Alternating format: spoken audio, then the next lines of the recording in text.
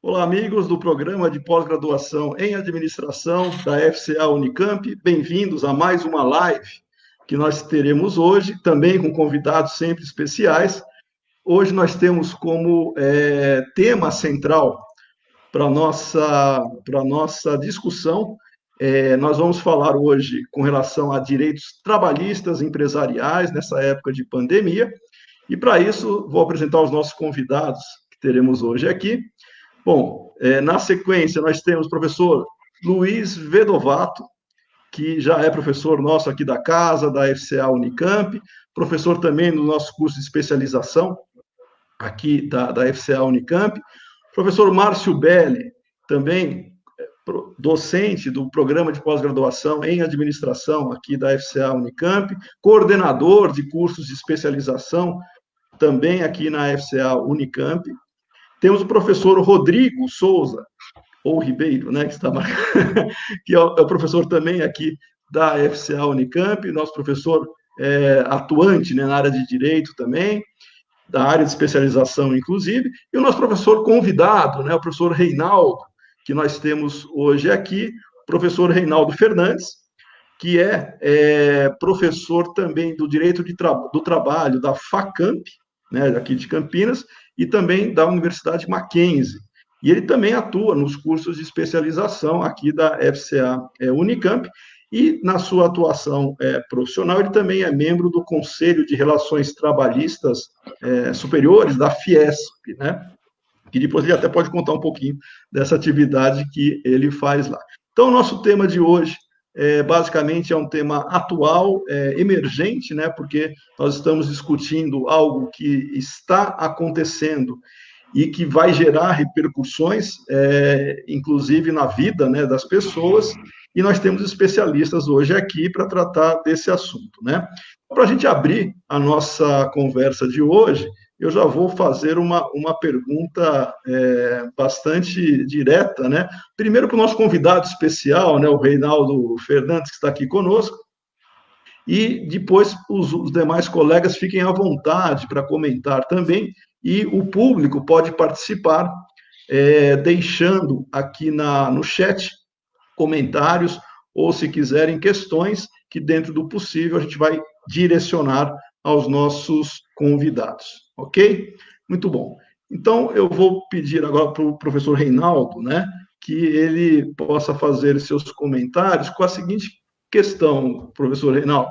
Nós estamos nesse momento, né, de pandemia, todo mundo preocupado, inclusive com uma certa várias situações criativas, né, que empresas estão fazendo para manter, de alguma maneira, a produção, ou muitas vezes deixar o funcionário, né, dentro dessa relação de função dentro da organização, mas eu também gostaria de saber, ouvir na sua opinião, o que se espera no pós-pandemia nas relações de trabalho. A gente está vendo o que está acontecendo na pandemia. E o que será que vem pela frente? O que será que nós vamos encontrar no pós-pandemia?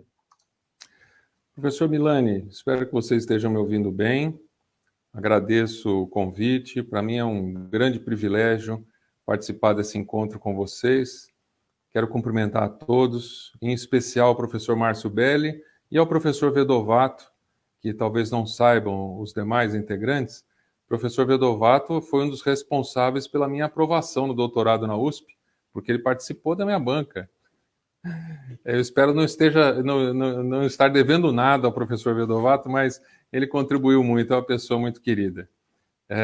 Bom, essa pergunta, professor Milani, é uma pergunta que a gente brinca de $1 milhão, né? O que vai acontecer com os empregos ou com a falta deles num futuro muito próximo? A gente está imaginando que em 2021 nós vamos ter um cenário de pós-pandemia acontecendo, né?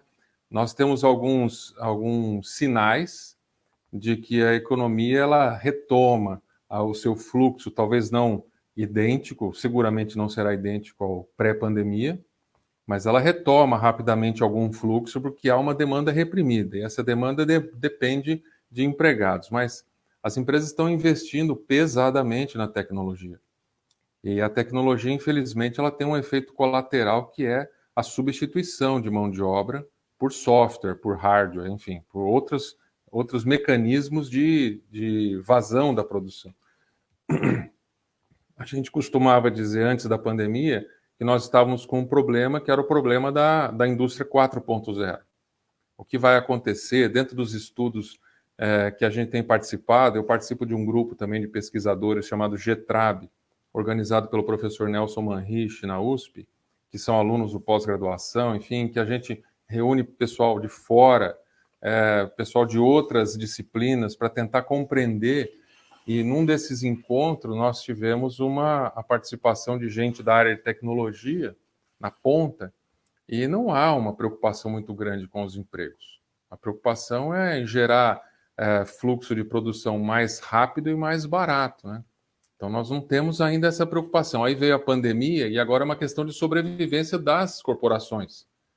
Então seguramente ninguém vai pensar o problema da solidariedade, que é um problema que a gente, principalmente a nossa comunidade, né, a comunidade brasileira, latino-americana, é muito pouco desenvolvida a ideia de solidariedade.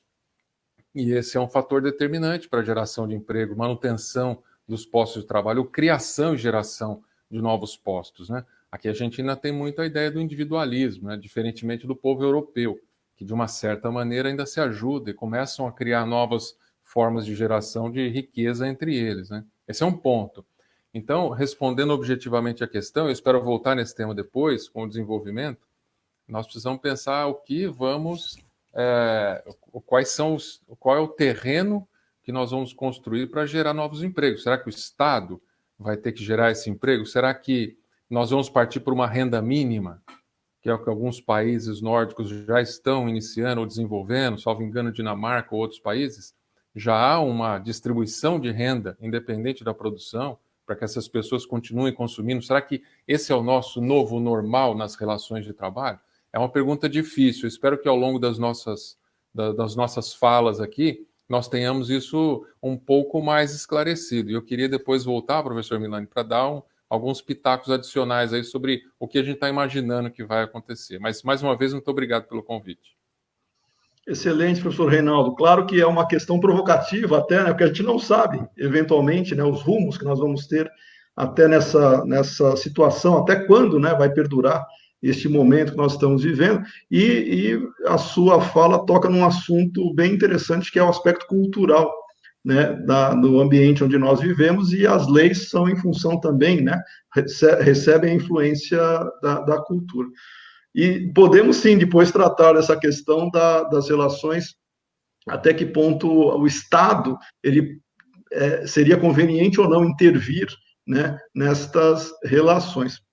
Mas, em função disso, eu gostaria também de ouvir dos nossos demais colegas, né, e eu vou perguntar agora para o professor Vedovato, né, porque nesse período de pandemia que nós estamos vivenciando, algumas normas foram flexibilizadas, né? Então, eu queria saber se há algum tipo de relação entre essa flexibilização de normas trabalhistas e aumento da migração internacional e até de compliance, né? Queria ouvir a sua opinião.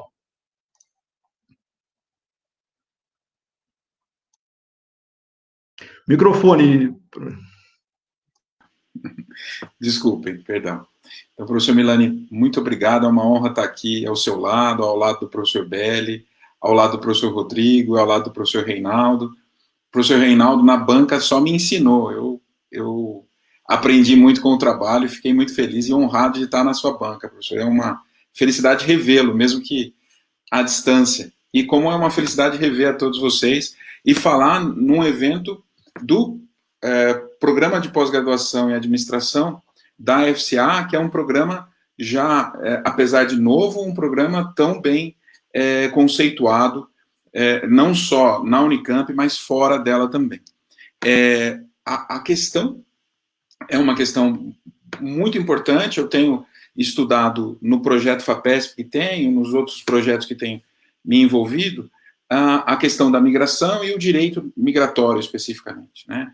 E a gente tem visto uma convergência bastante comum entre aumento de migração e flexibilização das normas trabalhistas. E a gente está tentando tirar alguns retratos. É lógico que a gente não tem um diagnóstico preciso, mas existem alguns retratos que a gente pode tirar disso tudo, né? A nossa nova lei de imigração, ela tem um dispositivo que parece dar uma pista sobre isso, né? O artigo 30 da nova lei de imigração garante autorização de residência para aquele indivíduo que for encontrado, o migrante, encontrado no Brasil em situação de tráfico de pessoas, condição análoga de escravo ou redução de direitos trabalhistas por conta da situação migratória. Então, em tese, se ele for identificado nessa situação, ele tem o direito de autorização de residência. Essa é uma questão importante, porque a lei anterior trazia dificuldades para que o sujeito conseguisse se documentar, e isso abria espaço para encontrar migrantes em situação análoga de escravo. Bom, esse é um elemento. O outro elemento que eu queria trazer para a gente tentar juntar as pontas é a ideia de que existe uma crise migratória. E isso tem me preocupado muito, porque a migração, ela é no máximo um sintoma. A crise é econômica, a crise é de perseguição étnica, a crise é humanitária, a crise é ambiental. E o deslocamento é simplesmente o sintoma. Esse sintoma tem se mostrado bastante grande nos últimos tempos, né? É muito sensível a percepção de que há massas de pessoas se deslocando para conseguir algum futuro melhor, né? Nesse contexto, a gente consegue perceber que a origem dessas pessoas é de países com pouca proteção trabalhista. Então, a gente pode imaginar que um dos motivos pelos quais a gente tem esse sintoma seja a falta de proteção que essas pessoas têm no seu local de trabalho, no seu nascedouro, no seu país natal. Então, se a gente pudesse fazer uma ligação, uma ponte entre tudo isso, a gente poderia começar essa análise a partir da queda do Muro de Berlim, quando a gente tem o que eu chamo de era da proteção de direitos, né? A primeira vez que a gente vê uma fala contra a proteção de direitos, depois da queda do Muro de Berlim, pelo menos uma fala aberta, é com 11 de setembro. Então a gente tem, de 89 até 2001, um avanço meio que natural com a garantia de direitos. A partir de 2001, a gente vai ter falas contrárias ao direito que vão desembocar, por exemplo, nas eleições britânicas, norte-americanas, brasileiras, húngaras, polonesas, mais recentemente, como uma forma de colocar a garantia de direitos como um problema, uma restrição a direitos. Isso por vários motivos que a gente poderia falar num outro momento, mas nesse cenário de avanço da globalização, que começa lá em 89, o que a gente vê é uma constante transferência de empresas para países com menor regulação ambiental, com menor regulação trabalhista. Isso faz nascer esse fluxo migratório que a gente tem visto nos últimos tempos. Esse fluxo migratório pode estar ligado ao seguinte fato: apesar da gente ter um crescimento de direitos a partir de 89, isso se reflete em vários países, né? O Brasil teve a Constituição de 88, outros países do mundo tiveram normas de avanço de direitos. A gente teve uma preocupação das empresas centralizadas nos países desenvolvidos, é uma preocupação que toda empresa iria ter, por exemplo, a ação que a gente está intentando agora contra Souza Cruz, Philip Morris, tem esse debate, mas essas empresas, elas têm preocupação de não serem condenadas nos outros países. Então, para que elas não sejam condenadas nos outros países, a gente vai ver enormes programas de compliance. Então, talvez o maior programa de compliance que a gente tenha numa empresa seja o da Ambev, que fez toda a construção de preocupação de respeito às normas locais por todos os países em que ela atua. Desafio: se ela tiver que respeitar direitos que estão em avanço nos países periféricos, talvez não seja vantajoso tirar a sede, tirar a fábrica dos países centrais. Então você vai ver um movimento de flexibilização de normas, especialmente trabalhistas e ambientais, nesses países que a gente chama de países antigo segundo, terceiro mundo, né, países em desenvolvimento. Nesse contexto, a gente vai perceber que tanto o compliance quanto a migração são sintomas desse descompasso de concentração de recursos, desse descompasso entre países que mantêm a PIB per capita bastante alta em comparação com países com PIB per capita muito baixo. O que chama a atenção nisso tudo é que esse fluxo vem sendo identificado como um problema dos países do norte, porém parte dos recursos que saem desses países que a gente pode chamar de em desenvolvimento, eles saem por conta de flexibilização de regras trabalhistas e ambientais, essencialmente. Então, o que a gente tem nesse contexto é ter que imaginar ou ter que identificar o fluxo migratório como um sintoma, esse sintoma por conta dessa busca pelas empresas de se fazer um compliance. É lógico que o compliance por si só não seria suficiente para tanto. Então você tem um compliance junto com a flexibilização, porque não adianta eu querer simplesmente respeitar as normas do Brasil, por exemplo, se as normas do Brasil são iguais às normas da França. Não tem por que eu pegar a minha empresa de lá e montar a minha empresa aqui. Países como o Brasil, e por isso você precisa de flexibilizar as regras daqui. Países como o Brasil tem um chamariz a mais, né? Nós temos água e terra, coisa que em alguns outros lugares do mundo a gente não consegue perceber. Então a pressão por flexibilização de regras ambientais e pressão por flexibilização de regras trabalhistas é bastante clara, ou são bastante claras, né? E aqui eu citaria o professor Robert Reich, lá da Universidade de Stanford, que estuda especificamente essa questão. Mas, enfim, não queria avançar muito e falar demais, que eu tenho esse costume. Acho que a gente poderia ficar nessas primeiras impressões. Tá ótimo, até porque a gente já vai recolhendo elementos, né, para depois que possam ser desenvolvidos depois, né? Tanto o professor Reinaldo quanto a sua fala agora, já estou anotando aqui, tem alguns itens que a gente pode retomar daqui a pouco. E vou aproveitar e perguntar agora para o professor Rodrigo, né? O professor Rodrigo também estudando esse tema há bastante tempo. A gente vem falando aqui de alguns aspectos, né, em termos, agora especificamente no Brasil, tá? E eu faria uma pergunta. O professor Vedovato falou mais do ambiente internacional, dessa questão da flexibilização, né? O professor Reinaldo levantou o aspecto cultural, que eu achei muito importante. No Brasil, em particular, né, o que mudaria no quadro dos direitos trabalhistas nesse período de pandemia, com a perda da vigência da MP 927, né, que não foi convertida em lei pelo Congresso. Então, primeiro eu pediria, né, para que você explicasse um pouco o que é a MP 927 e qual é o reflexo, né, que ela teria nesse contexto. Poxa, Milani, Belli, Vedovato, professor Reinaldo, muito obrigado pelo convite, né? Inicialmente, então, boa noite a todos que estão nos assistindo. Queria, primeiramente, só agradecer mesmo pelo convite, foi realmente um motivo de grande honra estar aqui dividindo esse dia de hoje com os colegas, né? O querido amigo Vedovato, Belli, Milani, conhecer o professor Reinaldo, um grande especialista aqui na área, que vai, na verdade, nos ensinar mais aqui, permitir que o nosso debate possa se aprofundar, né?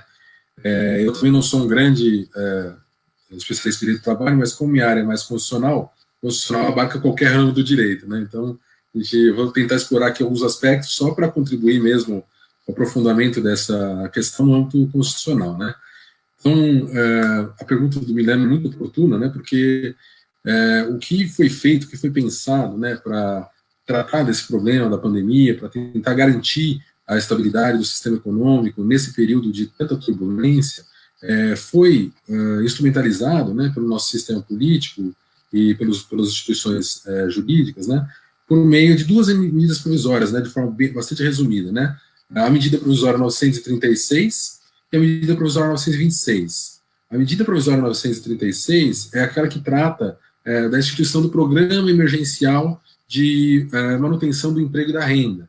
Todo mundo viu, né, e que acabou chamando mais atenção, que é aquela que trata da suspensão do contrato de trabalho e também da da possibilidade de redução de jornada com a consequente redução também do salário, né? E ela foi convertida em lei, normalmente, agora pelo Congresso Nacional, né? Porque foi, de fato, a primeira forma de atacar as consequências trabalhistas, as consequências econômicas da pandemia. E aí ela veio acompanhada da medida provisória 927, que aí tem um cunho realmente muito mais trabalhista, que trata de diversos aspectos do direito do trabalho, como, por exemplo, os férias, né, coletivas, a teletrabalho, as condições de trabalho nessa situação de trabalho à distância, né, que todos nós hoje estamos quase todos fazendo, né, antecipação de feriados, suspensão de exigências de segurança do trabalho e o diferimento do prazo de pagamento do FGTS. Então, são uma série de medidas que são fundamentais para se enfrentar a pandemia, né, no que diz respeito nessa relação do direito do trabalho, né, e como as empresas podem se adaptar na gestão do pessoal. O que aconteceu? Embora a medida 936, apesar de todo o debate, tenha de fato sido convertida em lei, foi objeto de questionamento no Supremo Tribunal Federal, teve uma primeira liminar concedida pelo ministro Lewandowski, que suspendeu a vigência de alguns dispositivos, sobretudo a questão do acordo coletivo, né, para a suspensão do contrato de trabalho. Depois, o Supremo, ainda em caráter liminar, obviamente, mas ele acabou se posicionando pela validade, né, dessa medida provisória. Já em relação ao de 1927, que trata desses aspectos mais gerais, né, do direito do trabalho, ela foi objeto de mais de 1.000 emendas por parte dos deputados, das lideranças do Congresso Nacional. E isso acabou inviabilizando a aprovação, e na semana passada, né, na sexta-feira, ela não foi convertida em lei no Senado, e na segunda-feira, ontem, ela perdeu a sua vigência, né, como se diz vulgarmente, ela caducou, saiu do nosso ordenamento jurídico. E aí como fica? Fica um grande lapso, né, fica uma grande lacuna, né, no nosso ordenamento, como fazer para lidar com essa situação, já que esse diploma legal ele deixou de existir.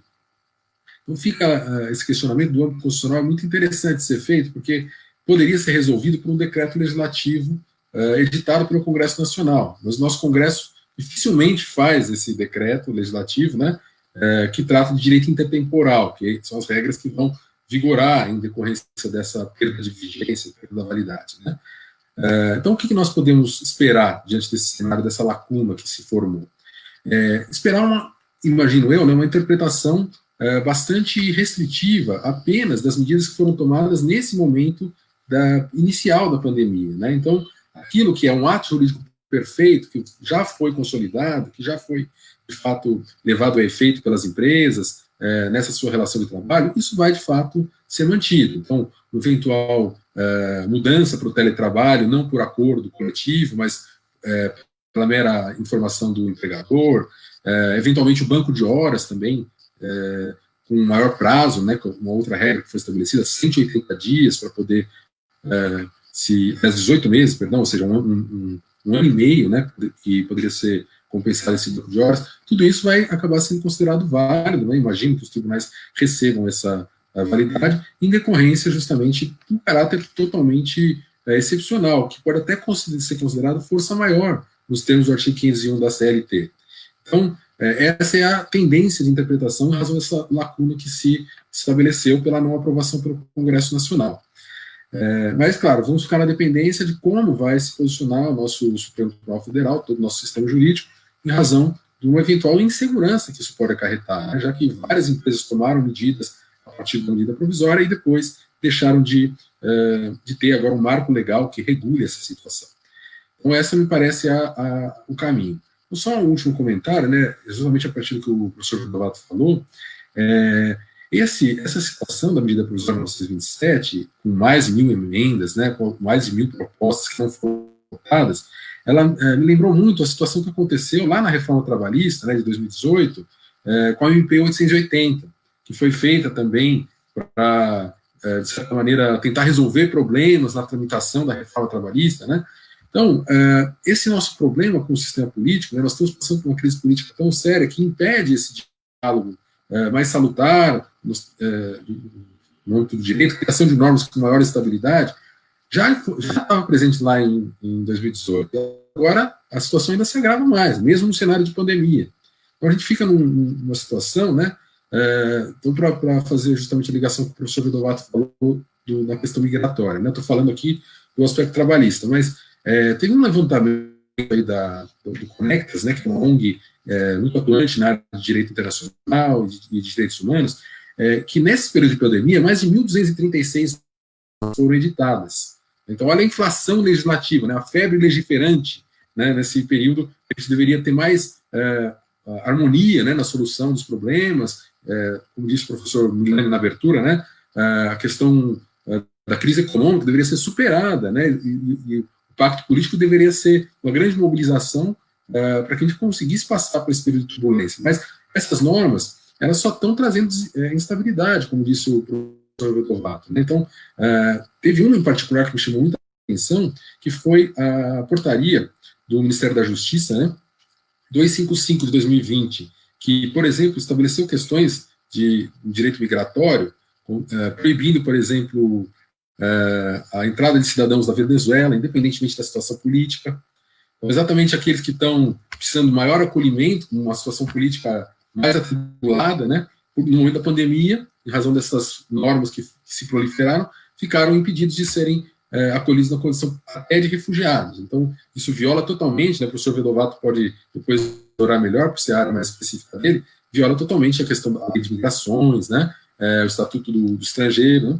Então, a previsão de deportação imediata, algo que viola a Constituição no direito do processo legal, né, ampla defesa, etc. Então, só para mostrar como, na verdade, um sistema político turbulento, um sistema político que não dá conta dos problemas sociais, né, traz problemas nesse âmbito do direito migratório e no aspecto da economia, né, como a gente está tratando aqui de forma mais imediata. Então, essa medida provisória 927 é só um sintoma, né, de algo que a gente precisa superar para superar os nossos problemas econômicos e sociais de maneira mais ampla. Então, é isso que eu queria considerar aqui de forma inicial. Muito bom, obrigado, professor Rodrigo. Eu vou aproveitar, então, e perguntar para o professor Márcio Belli, né, porque depois da fala dos três professores, né, professor Reinaldo, professor Vedovato, professor Rodrigo, a gente percebe que tem algumas questões aí que não competem somente, né, à boa vontade das pessoas em querer ajudar, precisa ter recursos, né, porque sem recursos não tem como ajudar. E no caso das empresas, elas estão sofrendo necessariamente, porque mudou a relação, não é só de trabalho no sentido explícito da presença física, né?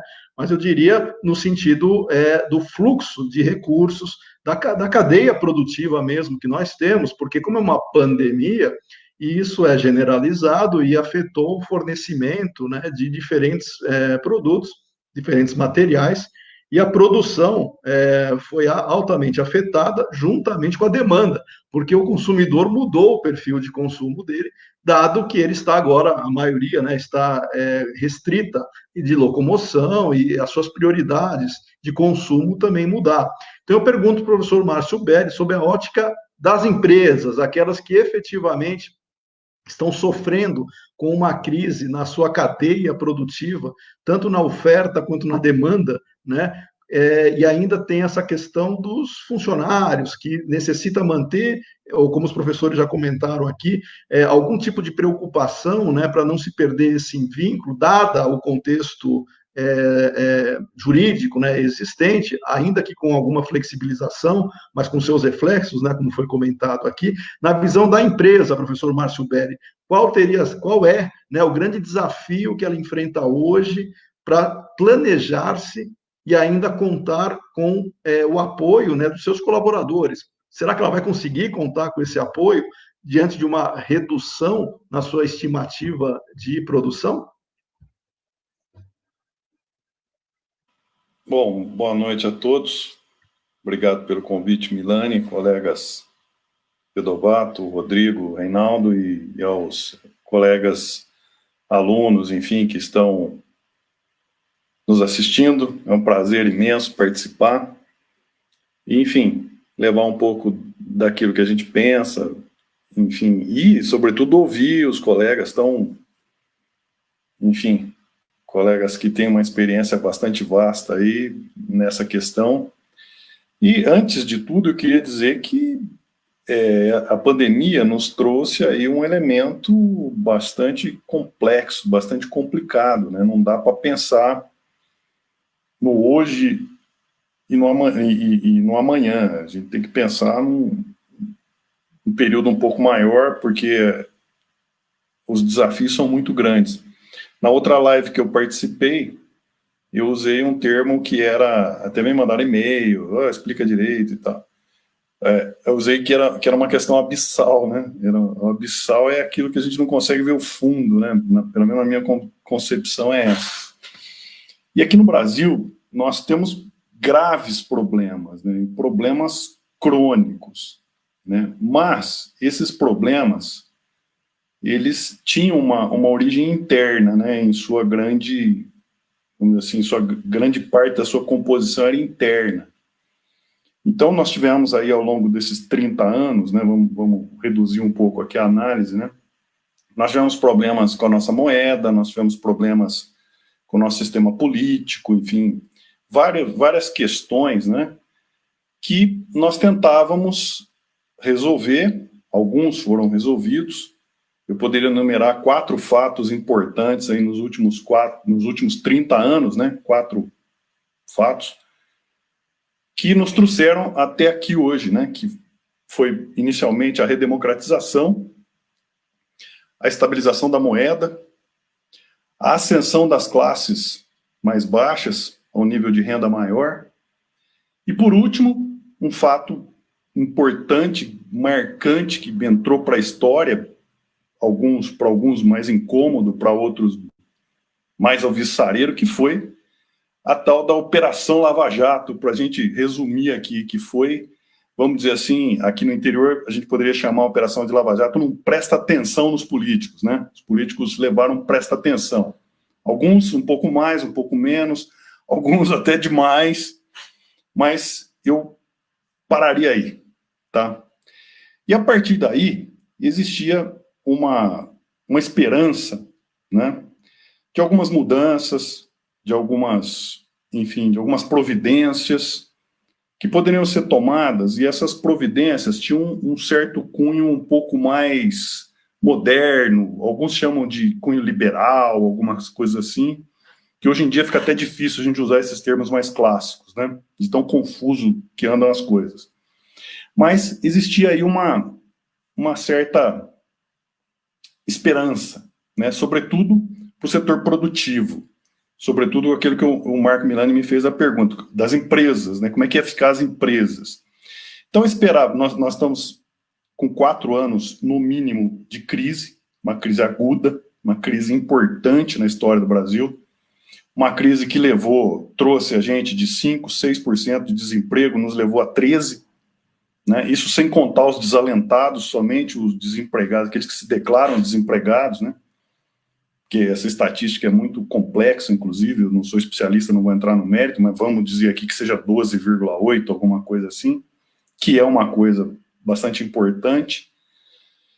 E tem a questão da produção, né? Que se a gente, vamos flexibilizar, tudo bem, nós estamos falando da crise aguda do coronavírus, só que nós temos a outra crise, que era aquela crise que nós já estávamos enrolados, né? A gente está vindo de 4 anos de crise e, de repente, caímos num buraco, que é o buraco do coronavírus, que aí, para nós, muito mais complicado, não é? Infelizmente, nós tínhamos aí uma promessa, não dá para falar nisso sem falar de política, né? Nós tínhamos aí uma promessa, então, depois desses 4 fatos importantes que eu falei, nós tivemos um governo assumindo, né? Então, imaginava-se que ele ia reconhecer tudo isso, que nós tínhamos chegado, hoje está na moda falar em platô, né? Nós tínhamos chegado num platô, vamos dizer assim, político-social, e daí poderíamos tomar novas medidas, a reforma tributária, a reforma trabalhista, a tal da reforma política, que eu acho que é uma das mais importantes, e vem esse coronavírus aí e bagunça o coreto, né? Bagunça o coreto num momento, como o Rodrigo disse, complicado politicamente para o Brasil, né? E essa complicação política, ela, obviamente, tira a confiança dos investidores, não os investidores do mercado financeiro, mas os investidores na produção, né? Ou seja, nós tivemos afetado, vamos dizer assim, na veia, o turismo, né? Que é um setor que poderia ser alvissareiro para o Brasil, né? Porque tem muito para crescer, tinha uma perspectiva muito interessante. Depois disso tudo, dos 30 anos, nós poderíamos nos transformar em uma potência turística, que nós não somos. Outro dia eu vi um dado, né, que o Museu do Louvre recebeu 10 milhões de pessoas, 10 milhões de visitantes no ano de 2019. O Brasil recebeu 6 milhões.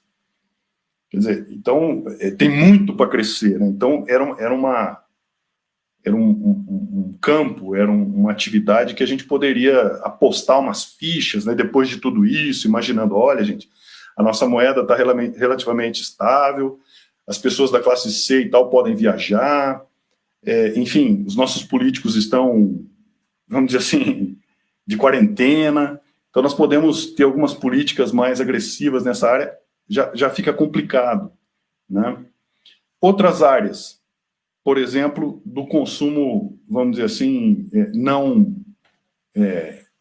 como é que eu diria, não imediato, enfim, do consumo de supérfluos, enfim, serviços, que estava em alta, que quando você tem a classe C com mais renda, você começa a crescer nessa área. Vai retroceder também. Então, o que a gente pode entender, a visão que a gente tem depois do coronavírus, infelizmente, é uma visão, digamos assim, que não pressupõe uma volta ao que nós éramos. A gente tem ouvido o termo novo normal, né?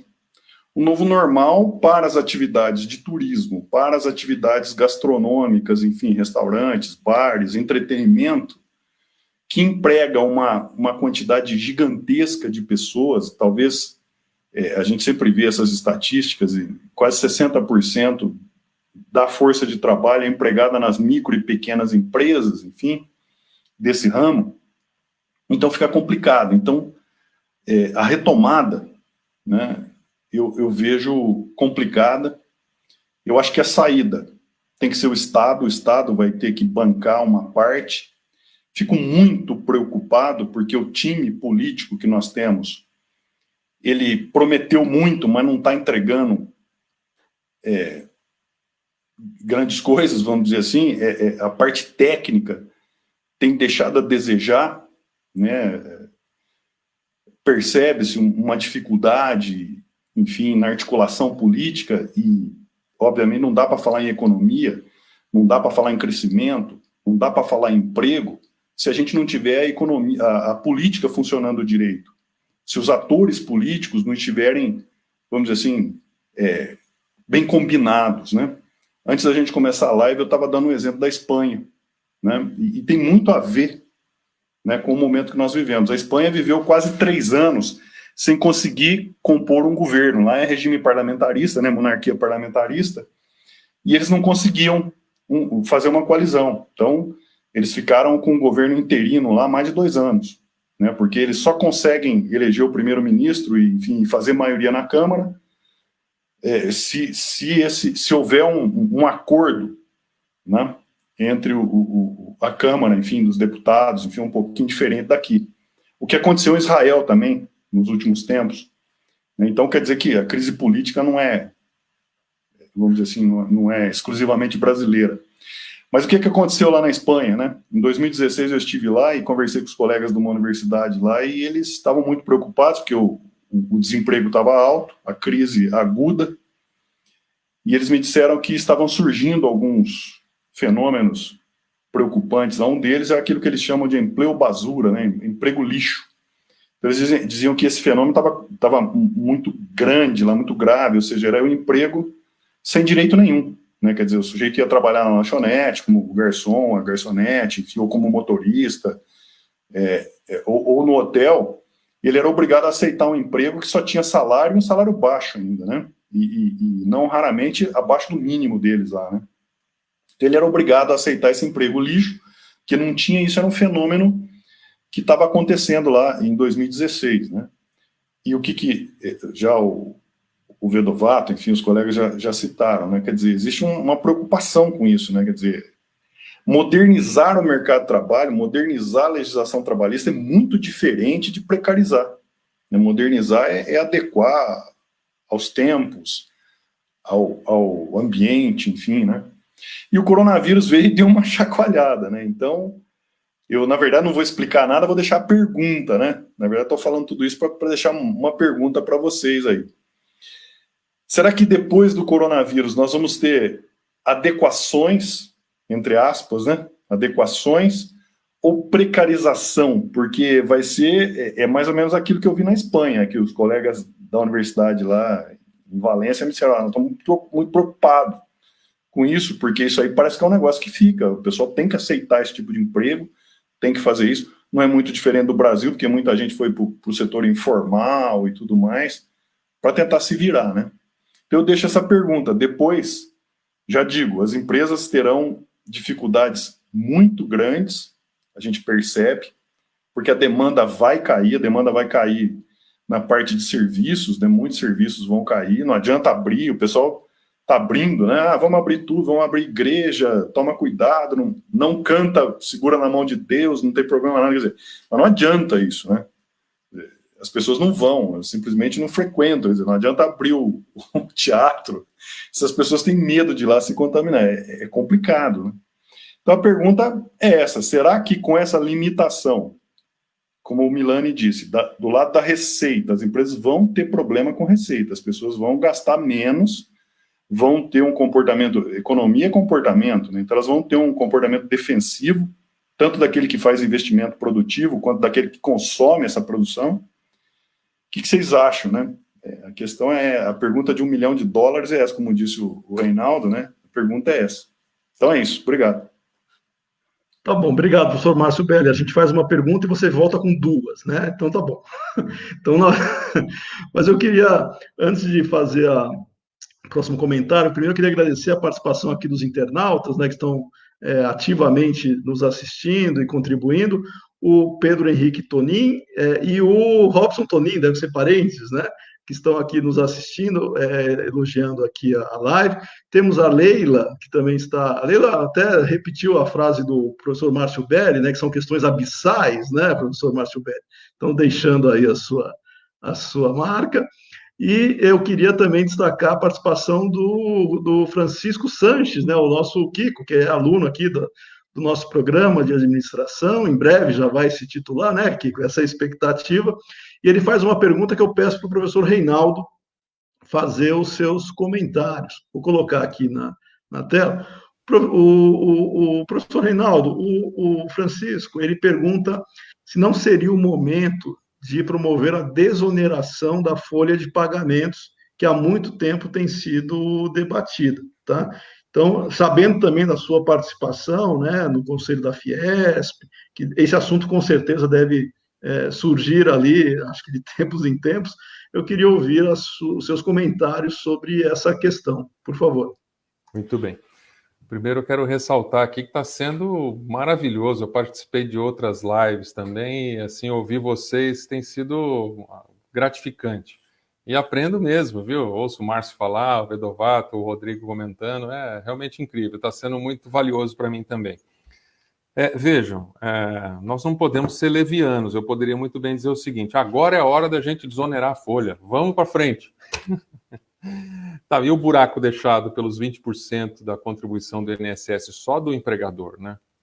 É uma monstruosidade o que o governo arrecada com a contribuição, só a contribuição patronal, que é 20% sobre a folha de salários. E o empregado ainda contribui com agora uma nova tabela, mas vamos colocar aqui 10%, o empregado contribui com um teto de 600 e poucos reais. É um dinheiro incrível. Como é que o governo transforma esse dinheiro? É que é a mágica da economia.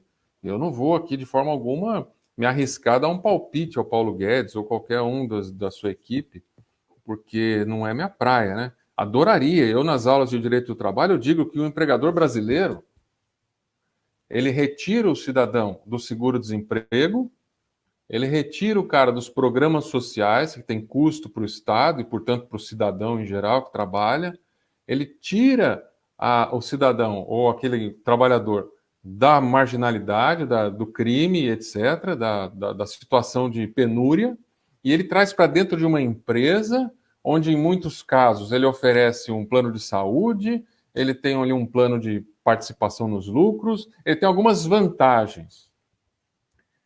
E aí, quando ele retira o trabalhador, essa pessoa, dessa condição de submissão a qualquer cenário negativo, ele é penalizado com o pagamento de INSS de 20% sobre a folha de salários, entre outros tributos. Claro que é muito agradável a ideia para os empresários e para quem estuda as relações de trabalho, a ideia de desoneração da folha. É maravilhoso, só precisamos encontrar um mecanismo que substitua. Governo atrás de governo tem tentado desonerar. Esse é um pleito dos empresários há muitas décadas. A desoneração da folha de pagamento para gerar novos empregos. A gente tem usado medidas paliativas ao longo dos anos que não tem gerado um único emprego. Vamos permitir a terceirização. Ok, isso é para atualizar a nossa lei, talvez.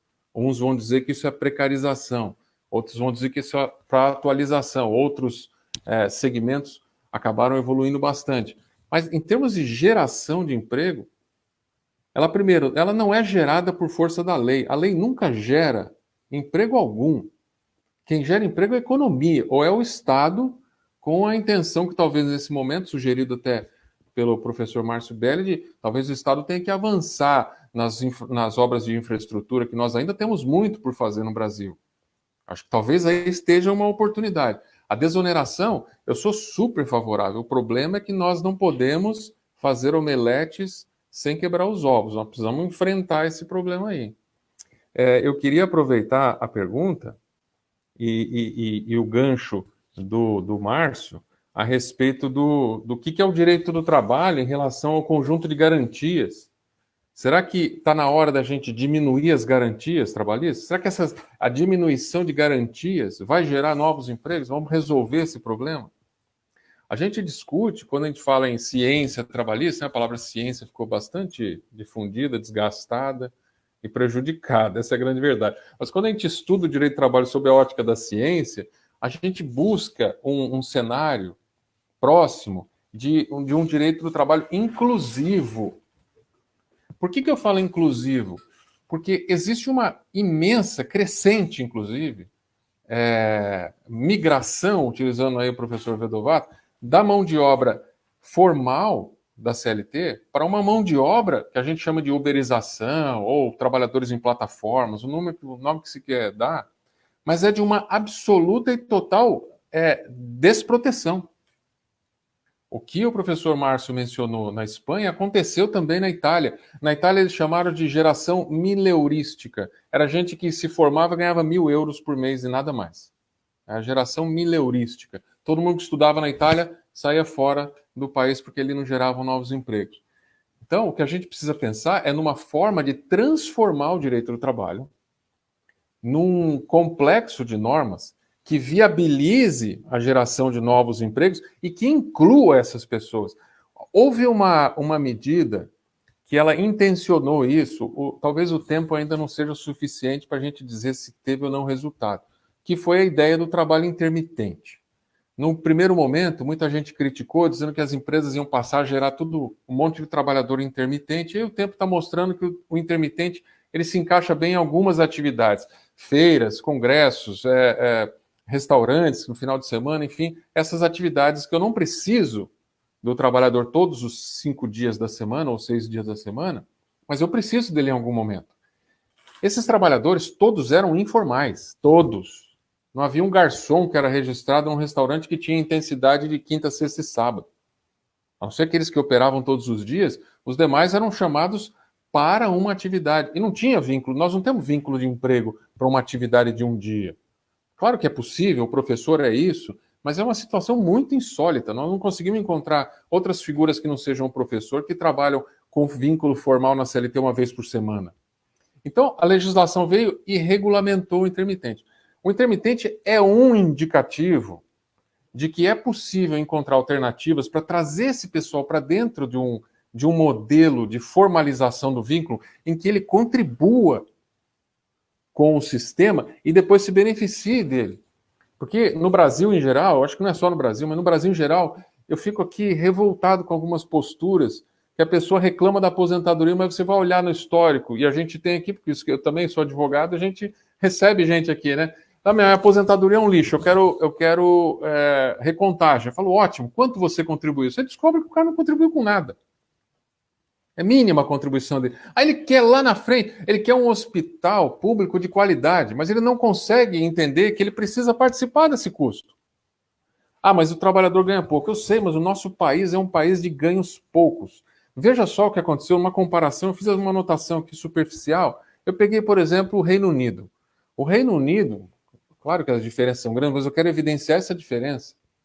No Reino Unido, em que a legislação trabalhista é menor, em termos de vantagens, comparativamente com a brasileira, no Reino Unido, o governo, que é um governo tido, salvo engano, de centro-direita, se é que é possível a gente colocar dessa forma aqui, o professor Márcio lembrou que está tudo muito misturado, mas ele está lá para o lado da direita, ele está financiando os trabalhadores que estão em casa, total ou parcialmente, em até 80% do salário dos empregados. E isso com um limite de 2.600 libras, o que corresponde a mais de 12 mil reais. Mais de 12 mil reais. E no Brasil, nós temos um limite muito estreito. O seguro-desemprego, para quem está empregado e conseguiu se manter no emprego, fruto dessas possibilidades todas, o Estado não paga mais que 2 mil e poucos reais, 2.100 reais no Brasil. A nossa realidade é uma realidade diferente. Nós estamos criando uma lei trabalhista maravilhosa, mas para um grupo mínimo de pessoas. Isso não funciona, é injusto. É tão injusto quanto a inexistência de legislação. Ter uma lei maravilhosa em que eu não consigo encaixar ninguém lá dentro é um cenário péssimo. É um cenário que cria um estigma.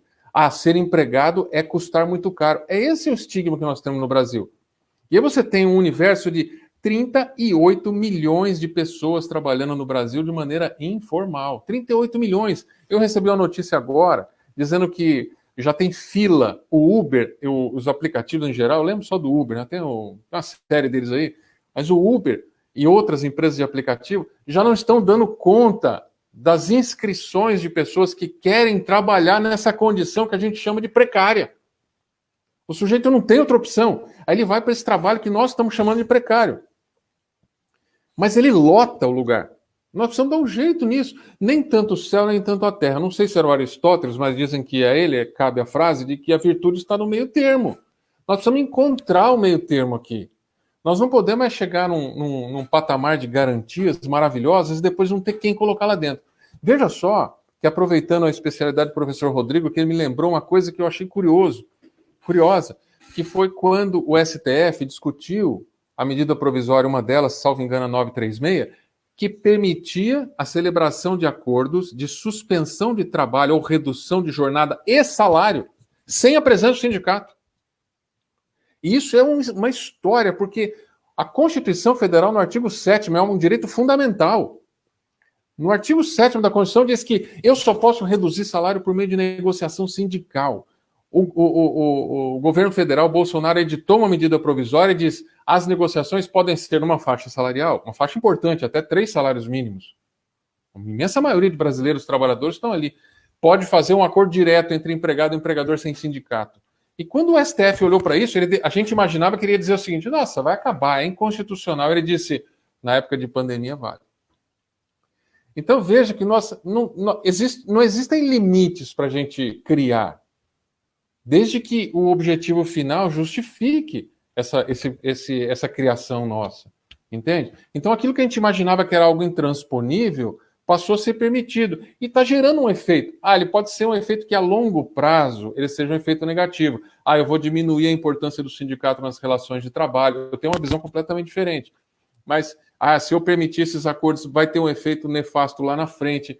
Mas, gente, nós precisamos pôr comida amanhã na mesa do trabalhador. Nós precisamos pensar em 2 momentos. Não tem jeito, nós vamos ter que segmentar os momentos. Um momento para apagar o incêndio de hoje, e talvez a desoneração de folha seja esse. Mas desde que haja garantia de contratação de pessoas. Desculpe avançar mais um minutinho, porque me interessa muito essa ideia de o que o governo faz na época de crise. E a gente até se pergunta, na brincadeira, fala, nós estamos num momento de constituição de crise, quer dizer, a Constituição ela foi aumentando como um bolo as garantias individuais. Isso é bom. O professor Vedovato é um grande estudioso desse assunto, tenho certeza que é maravilhoso, mas há momentos que esse bolo desanda de um jeito que não dá para a gente segurar na forma, ele vai sujar o forno, ele vai sair para fora. Nós precisamos ter medidas de contenção. Só falar em bolo que você lembra em mim, né? Mas olha, o que eu queria lembrar é uma coisa, que assim, o governo federal, com essa brincadeira de medida provisória, não foi nenhum mágico, ele usou, e graças a Deus o Brasil foi um país, ou um grupo, participou de um grupo de países que receberam essa pandemia depois dessa primeira onda que surgiu na Europa, China, Europa, e aí o Brasil, graças a Deus nós fomos depois, porque a gente aprendeu com alguns erros. E a medida que o Brasil usou foi uma medida semelhante à medida europeia, só que com números diferentes. E nessa brincadeira o governo conseguiu, com essa medida provisória, segurar 11 milhões de empregos. Por quê? E aí o mérito do programa. Se você quiser reduzir jornada de salário, se você quiser obter um financiamento com 3,75 por ano de juros, com carência de 6 meses para começar a pagar a folha de empregados, você tem que garantir o emprego de todo mundo aí dentro. Diferentemente do que fez a Argentina, em que simplesmente, por força de um decreto, ninguém mais podia despedir ninguém na Argentina. Criou uma estabilidade artificial. O Brasil criou uma estabilidade à medida em que você se dispõe a se valer do financiamento público, da opção dada pelo Estado para você reduzir seus custos, só que você tem uma contrapartida, que é segure os empregos. E nós temos, eu fiz uma conta aqui, quem usou toda essa medida do governo de redução, de suspensão de contrato, e a maior parte das empresas usou, nós temos até 1º de dezembro, gente, coloca isso no relógio, até 1º de dezembro é a garantia de emprego desses empregados. O limite da garantia de emprego, se o governo não fizer mais nada, é 1º de dezembro. No dia 2 de dezembro, nós temos que ter uma resposta às perguntas que nós estamos fazendo desde o começo, desde a primeira que o Milani me fez. É o que nós vamos fazer no pós-pandemia. Dia 2 de dezembro. Tem que ter uma resposta para isso. Obrigado. E essa questão que a gente está discutindo aqui, eu acho que não buscando respostas prontas ou imediatas, mas levantando questões para serem amadurecidas, né? Que é o grande ponto. E, primeiro, queria só reforçar para os nossos amigos que estão nos assistindo, né? Quero dar as boas-vindas para quem chegou agora, né, Ellen? Ellen chegou agora e já está dando boa noite a todos. Ellen trabalha no tribunal, inclusive, né? Tem participação ativa, né? na atividade aqui. E o Kiko, o Francisco Sanches, né? Ele está pedindo desculpas porque está fazendo muitas perguntas. Não, pode perguntar mesmo, porque a ideia é participar, viu, Kiko? E ele coloca aqui um comentário que eu postei agora, que ele fala o seguinte, que o home office sem controle de jornada foi descoberto nessa pandemia e está se mostrando uma forma produtiva e com reflexos ambientais e sociais. Será que a legislação dará segurança às empresas para adotarem esse novo formato? Olha, eu vou passar essa pergunta para o Vedovato, mas eu vou, antes do Vedovato responder, eu vou fazer até um outro comentário que eu deixo também para reflexão. Quando nós tivemos uma revolução no comércio eletrônico e os tributaristas ficavam discutindo se iria tributar na origem ou no destino, e quem queria efetivamente se beneficiar das questões fiscais, porque o comércio eletrônico você pode comprar um produto internacional, né, e como é que fica o tributo disso, né? Então foi muita discussão até se chegar num modelo relativamente estável. E eu vou fazer agora uma pergunta provocativa para o Vedovato, que vai depois responder, mas para todos em geral. A gente tem a questão fiscal no caso dos tributos e tal. E agora com o home office, que é a pergunta do Kiko, a gente poderia, por exemplo, nesse período de pandemia, nós poderíamos estar em qualquer outro país trabalhando para uma empresa aqui do Brasil, né? E eu gostaria de saber se o domicílio funcional ele impactaria essa relação trabalhista em termos de seguro, em termos de acidentes que poderiam ocorrer no período de trabalho, porque se ele estiver trabalhando para uma empresa brasileira, sei lá, da Europa, e acontece algum problema, ele vai qual é a legislação que ele vai se reportar se ele estava no home office para uma empresa brasileira, num domicílio com outra legislação, tá? Então, eu deixo perguntas provocativas no ar e peço para o Vedovato comentar essa questão. Obrigado, professor Milani. Quero agradecer a todos que falaram, ao Reinaldo, Rodrigo, Belli. Gostei demais de ouvir todos vocês. Eu vou tentar responder a sua pergunta, Milani, e tentar passar pela questão que o Francisco levanta, que também é uma questão bastante importante. Eu diria, né, que do ponto de vista de onde eu falo, né, a partir da minha visão, eu não vejo saída que não seja pelo direito. E a saída pelo direito passa por respeito aos princípios básicos do direito, aos caminhos que o direito nos traz, e ele nos indica que nada que for decidido em momentos extremos deve ser decidido para a normalidade. Só deve valer para aqueles momentos extremos. Então, por exemplo, a questão sobre, que bem levantou o professor Reinaldo, sobre a participação ou não dos sindicatos na redução de contrato de trabalho, não deve ser entendida como possível, pelo menos é o que eu vejo, para depois da pandemia. É lógico que me espantou muito essa decisão, como várias outras questões me espantaram, né? Então, por exemplo, a nossa nova lei de imigração tem lá a lei 13.445, no artigo 14, artigo 14, parágrafo 5º, diz que, observadas as hipóteses previstas em regulamento, o visto temporário para trabalho poderá ser concedido ao imigrante que venha exercer atividade laboral, com ou sem vínculo empregatício no Brasil, desde que comprove oferta de trabalho formalizada.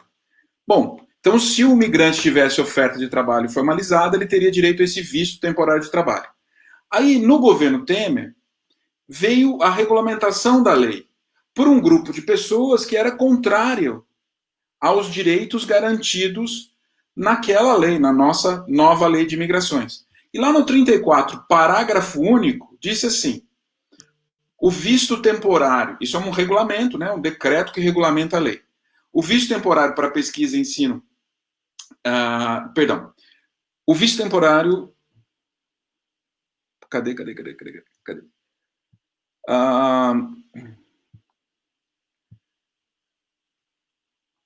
Desculpa, peraí. Tá aqui. O visto temporário, parágrafo primeiro, o visto temporário de pesquisa, ensino ou extensão acadêmico com vínculo imperativo no país será concedido ao imigrante comprovar oferta de trabalho caracterizada por meio de contrato de trabalho. Mas oferta de trabalho. Aí eu perguntaria para o professor Reinaldo, oferta de trabalho é contrato de trabalho assinado? Nessa reunião para definir o decreto, parece que ninguém respeitou o direito. Porque oferta de trabalho é menos que contrato de trabalho assinado. Só se eu tiver errado, professor Reinaldo. Se eu tenho uma oferta de trabalho... Não. Eu só queria mencionar que a gente tem aquela dificuldade de conceituar trabalho e emprego. O contrato de emprego é o contrato da CLT. E o contrato de trabalho, qualquer contrato pode ser um contrato de trabalho, né?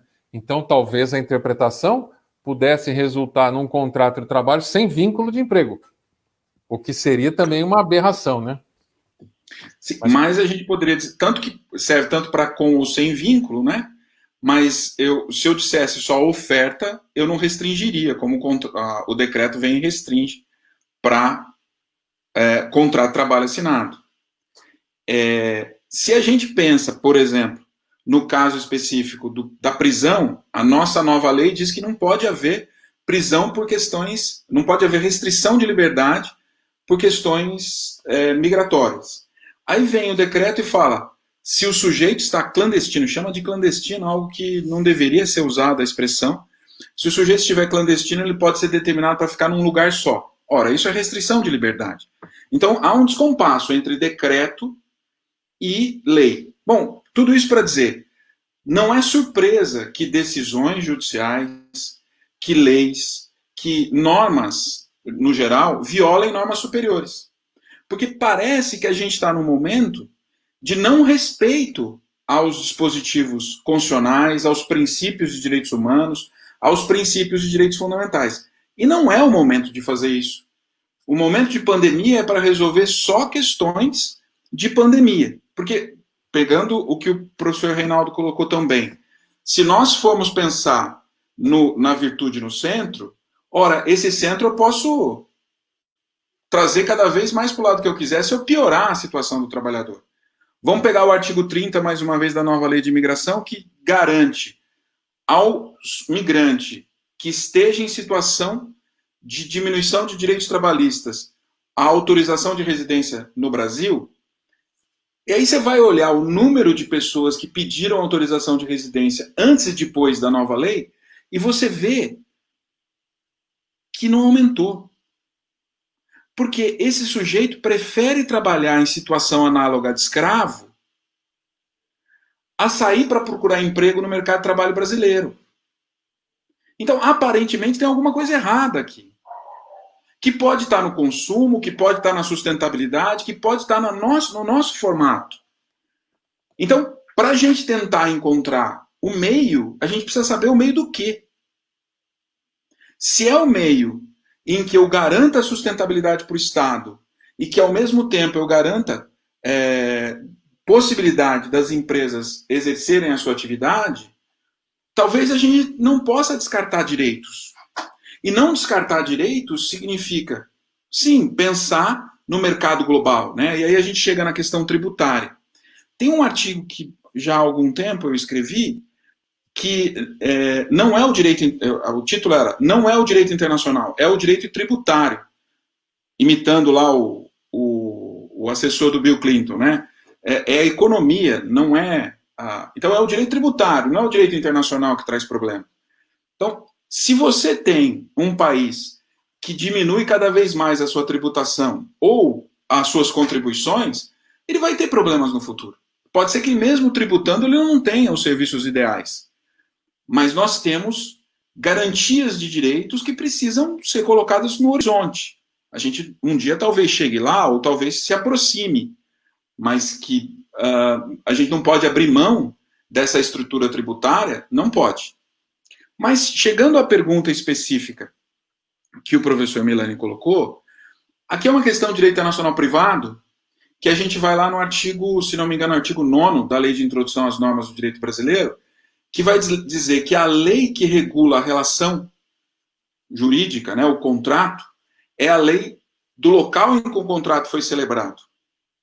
Então, se o contrato de trabalho foi celebrado no Brasil, as regras brasileiras é que vão dizer qual é o alcance do serviço de saúde, né, do seguro-saúde que ele vai ter.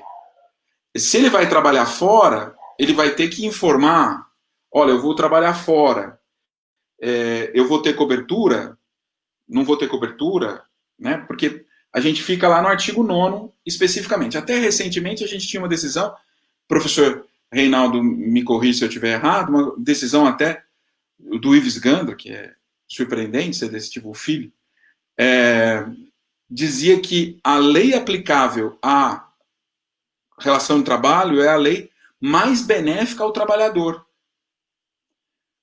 E pontualmente, não é o pacote inteiro. É a lei daqui, ou a norma daqui ou a norma dali.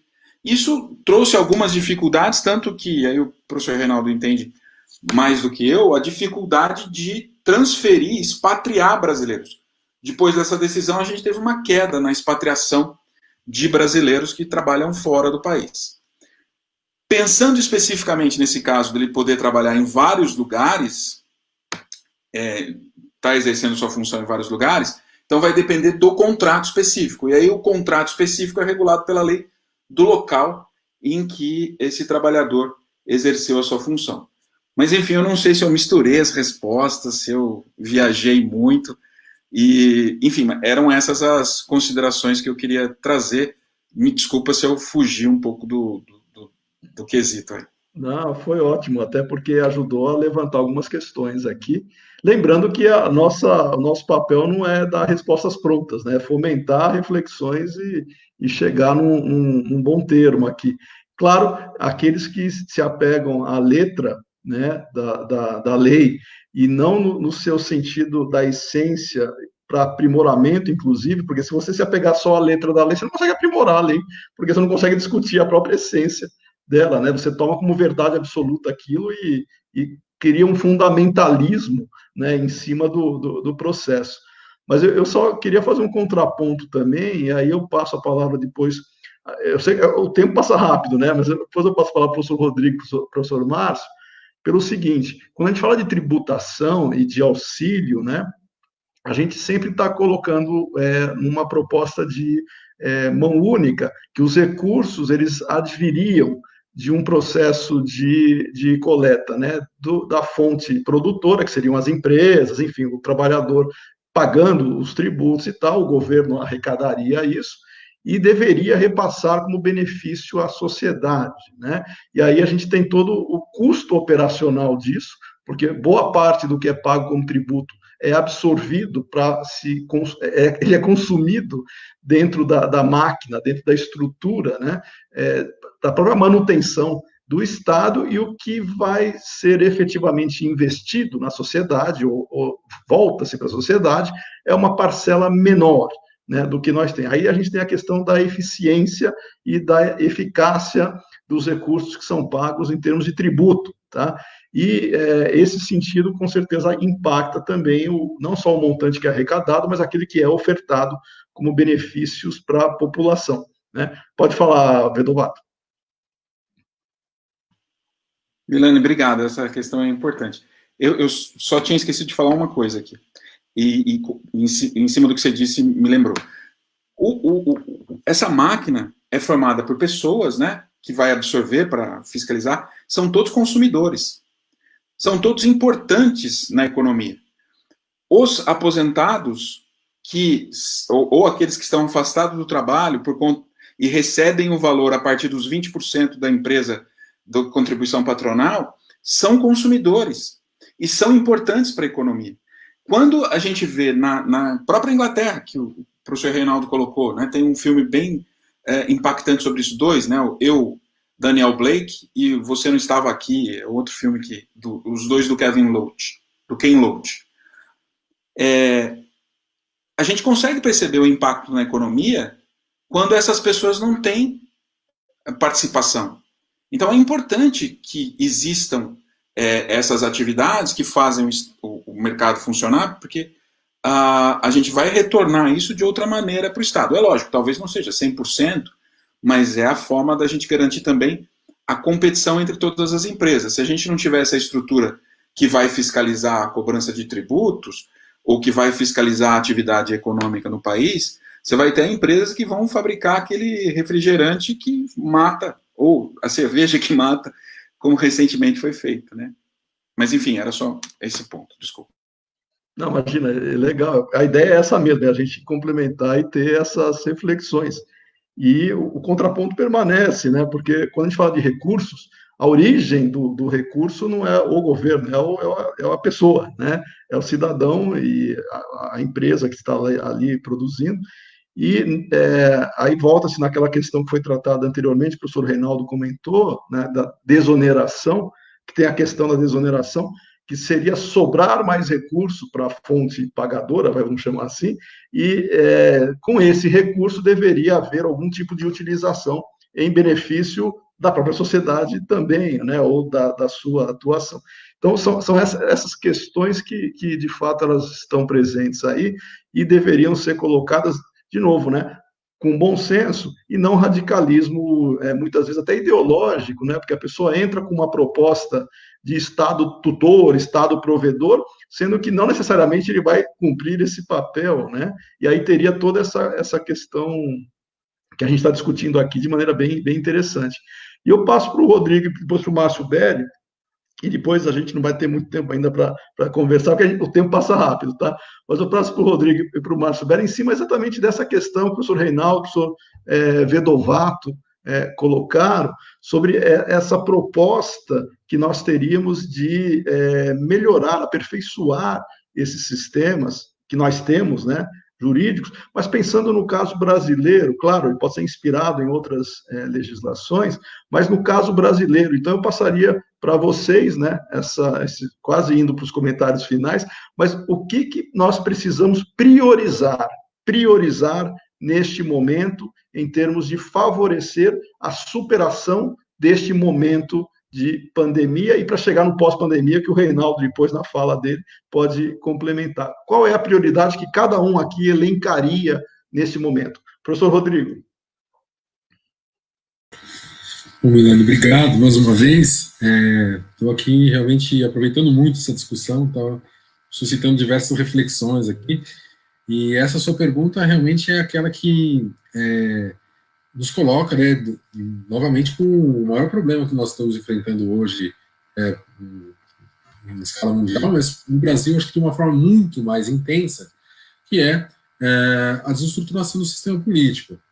Então eu diria que o caminho passa pela superação dessa lógica de polarização, com a lógica que se afasta do diálogo social. Então eu acho que o principal caminho é nós aprofundarmos o diálogo social. Então, a gente tem que ter cada vez mais um diálogo social cada vez mais profundo. Então, como disse o professor Vedovato, a saída é sempre pelo direito, né? É sempre pela Constituição aqui no Brasil. Nós não podemos negar, né, o grande pacto político que decorreu da democratização em 88, né? Foi o maior pacto político que o Brasil já conseguiu construir. Né? Então, não é à toa que a nossa Constituição era considerada a Constituição resiliente, porque era uma Constituição que tem força de todos os movimentos sociais, de todos os movimentos do trabalho, da iniciativa econômica. Então, nós temos que valorizá-la em vez de atacá-la nesse momento, né? Então, eu acho que o caminho do diálogo social passa por valorizar a Constituição e não se afastar dela, né? Como alguns têm defendido, até aí defendendo a Assembleia Constituinte, o novo pacto político, a construção de um novo parâmetro político. Para mim é bastante complicado, né, porque a nossa Constituição já trouxe as bases desse grande acordo político, né, e nós agora vamos aprofundar esse acordo. Então, observando alguns aspectos que o professor Reinaldo também nos trouxe, né, que diz respeito principalmente à questão de trabalho. Então, quando lá teve a reforma trabalhista em 2018, me pareceu justamente que houve uma violação brutal do diálogo social, né. Então, eu mencionei agora há pouco a medida provisória 880, em que teve ali uma violação clara do processo legislativo, porque o governo quis fazer um acordo de líderes para, em vez de passar por todo o procedimento normal do processo legislativo constitucional, o que o governo Temer naquele momento fez? Editou lá uma medida provisória e tratar de questões que deveriam ser tratadas no processo de lei, no projeto de lei, o PL. E o que aconteceu? Não deu certo e a gente ficou numa situação de total insegurança jurídica, porque o Congresso não votou a tempo. Então, o que é isso? É desrespeitar a Constituição, desrespeitar o procedimento que a Constituição estabeleceu de modificação das leis, aprimoramento do nosso marco econômico, do nosso marco legal do direito do trabalho, nesse caso específico, né? Então, a reforma trabalhista, que trouxe alguns avanços, né?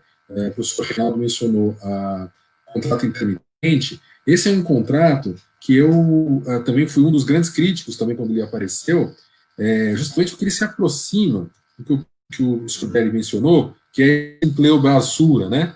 Que é o emprego lixo. A primeira ideia que vem na nossa cabeça é a precarização. Né? Então, não há dúvida, na Inglaterra, né, ele foi inspirado, esse contrato, na Inglaterra, também que o professor Reinaldo mencionou, que tinha um formato lá chamado de Zero Hour Work, que é o contrato de 0 hora, contrato em que você pode ficar, mesmo com carteira assinada, mas contando com 0 hora.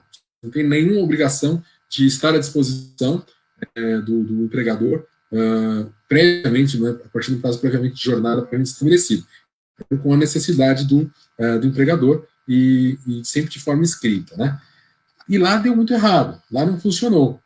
Agora, aqui no Brasil, a experiência tem claro que ele pode ser um caminho para a inclusão mesmo do mercado da informalidade. Então, aí sim, o acesso ao emprego formal. Então, em vez de precarizar, ele pode ser também de inclusão. Eu acho que nesse momento nós estamos ainda avaliando, né, essas repercussões, como disse o professor Belli, a gente tem uma crise aí muito profunda, de 4 anos no mínimo, né, então não dá também para a gente avaliar a extensão ainda com os impactos positivos desse instituto, né, do contrato intermitente que o professor Reinaldo mencionou. De todo modo, vem agora um outro projeto, que é a carteira verde-amarela. Também, o Ministro da Economia, né, o Paulo Guedes, colocou como se fosse uma rampa, foi a metáfora que ele usou. Com a mesma, segundo ele, né, com a mesma proposta do contrato intermitente, que seria dar acesso aos trabalhadores da informalidade ao mercado formal. Mas nós sabemos que é justamente o contrário, né, uma rampa para excluir, porque aí é uma rampa para descer, exatamente, para precarizar cada vez mais, né. Nós estamos diante aí desse fenômeno, né, que é a uberização das relações de trabalho. O professor Reinaldo também fez alusão de uma forma muito feliz. Me parece que essa é a tendência, né, nessa carteira verde-amarela que está sendo proposta, também num momento inadequado, num momento de pandemia, em que a gente deveria, de fato, ter mais solidariedade e não procurar tirar pessoas do mercado formal, né? Então, essa uberização, né, nós sabemos, é a única alternativa que às vezes resta para o trabalhador, né? Ele não tem outra opção, ele não tem como ter um contrato, uma relação de emprego, né, para fazer aí o trocadilho com a terminologia jurídica que o professor Reinaldo mencionou, né? Que é de fato aquele que tem a carteira assinada, né, que é a relação de emprego ou contrato de trabalho nos termos da CLT. Ele simplesmente tem um contrato informal que tem uma pressão muito grande, né, econômica, de rentabilidade, e nós nos deparamos com situações aí que aconteceram, por exemplo, no ano passado, vocês devem ter acompanhado, de empregados, funcionários, trabalhadores que chegaram a ter AVC no meio do trabalho e não tem nenhuma garantia, né, são entregadores, né, da RAP, iFood, etc., né, não tem nenhuma garantia social. Então, como que a gente avança nisso? Com diálogo social, com debate de todos os setores, de todos os segmentos, né? Não adianta simplesmente se acastelar, né, no âmbito dos direitos do trabalhador, e, por outro lado, também não adianta só o setor do empresariado imaginar que vai sempre aumentar os limites lineares de lucro, e isso vai ser sempre a defesa que vai fazer cada parte, de fato, negociar e se incluir. Então, por isso eu queria ressaltar esse aspecto, né, que eu acho que o mais importante é aprofundar o diálogo, né. Eu vi também uma entrevista essa semana do presidente do Santander, dizendo também que com essa redução na pandemia, né, não com a redução, com o teletrabalho, né, e a redução de custos que o empregado tem de deslocamento, ele deveria negociar com o banco para permitir a redução do seu salário, gastando menos com transporte. Então, isso me parece que é só uma mera, sempre essa lógica de aumentar a lucratividade, né? Se o empregado está gastando menos, então por que ele não divide comigo o empregador? Isso poderia fazer algum sentido se a gente pensasse também que o empregador deveria também pensar nos momentos em que aumenta a lucratividade, dividir, ter uma participação nos lucros mais profunda, de fato, né? Então, sempre o diálogo social que resolve o problema, né? Então, dos dois lados. Então, se vai entrar na pauta, em razão nesse momento de pandemia, a redução do salário do trabalhador com a consequente, em razão da consequente redução dos custos, né? Então, hoje também, eu li um artigo hoje no Estadão, né, até os custos de vestimenta, né, que as pessoas se preocupam menos, né, de ir ao barbeiro, gastam menos com roupas, sapato ninguém mais compra, né, porque não tem que caminhar.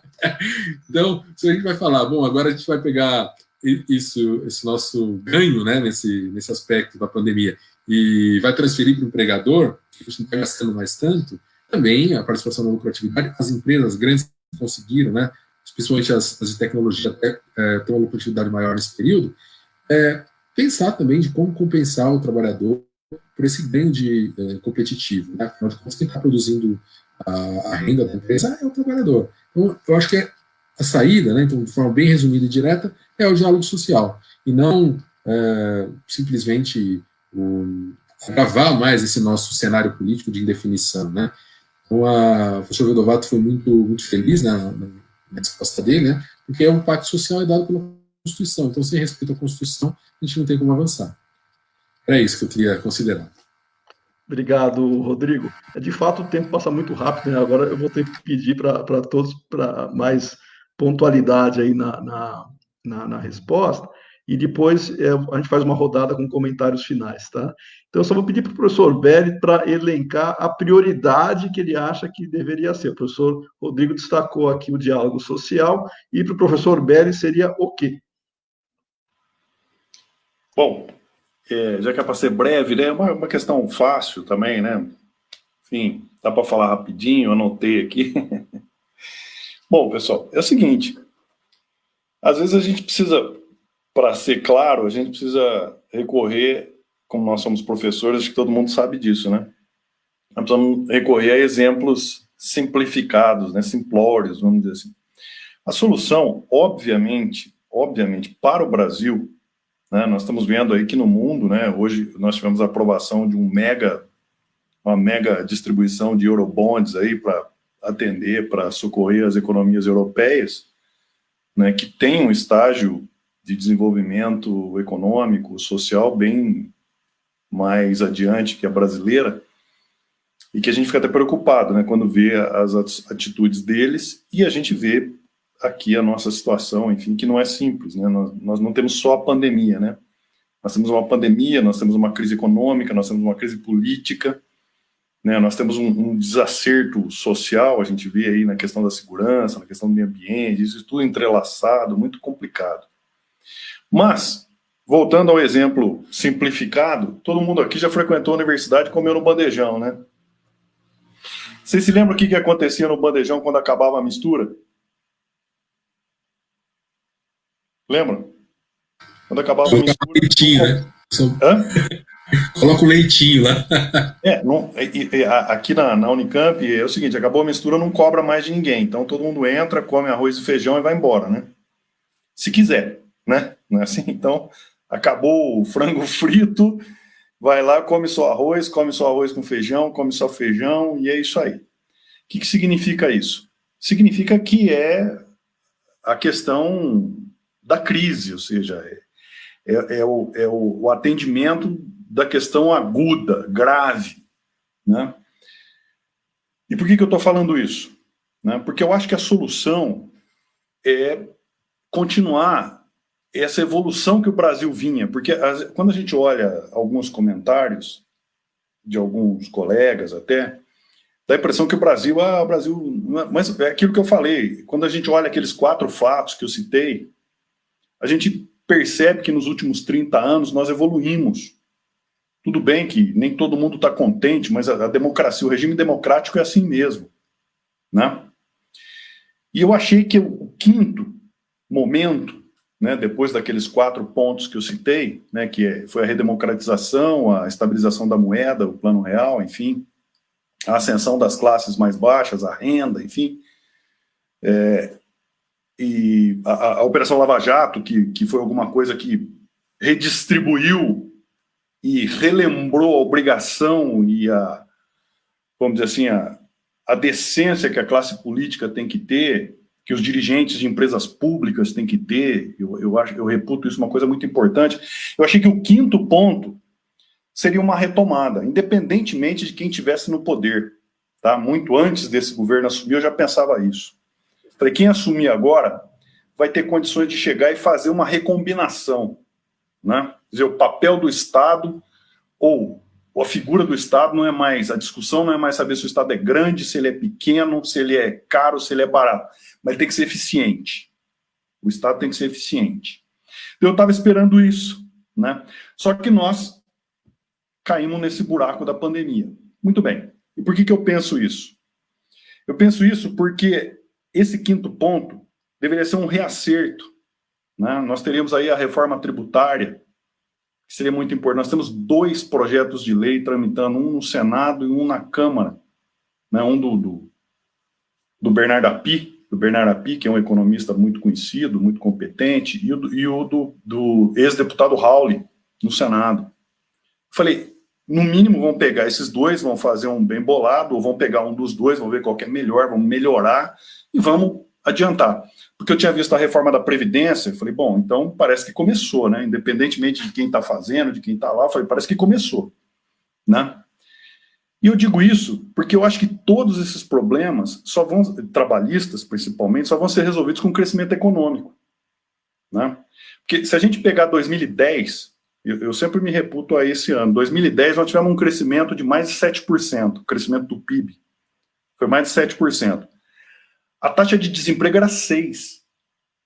Então, quer dizer, às vezes a gente ouve comentaristas por isso, então é preciso flexibilizar, é preciso tirar direito, é preciso fazer aquilo, para diminuir o desemprego. Quer dizer, então lá em 2010 essa regra não valia, porque eram as mesmas regras, inclusive antes de algumas reformas precárias que foram feitas no governo Temer, enfim. Então, a solução, entre aspas, né, a pergunta do Milani, qual que é a sua ideia? A minha ideia é o seguinte, é crescimento econômico, não tem jeito. Não tem jeito. Eu acho que mexer nas regras é aquilo que o Reinaldo falou, é aquilo que o Rodrigo falou, aquilo que o Vedovato falou, que o Marco Milani falou. Quer dizer, é o final de uma teia complexa, né? É uma malha, né? A gente vai mexer num fio, né? Eu não sei se adianta mexer no fio das regras dos direitos trabalhistas. É óbvio. É preciso modernizar. As relações trabalhistas são outras. O Milani perguntou essa história.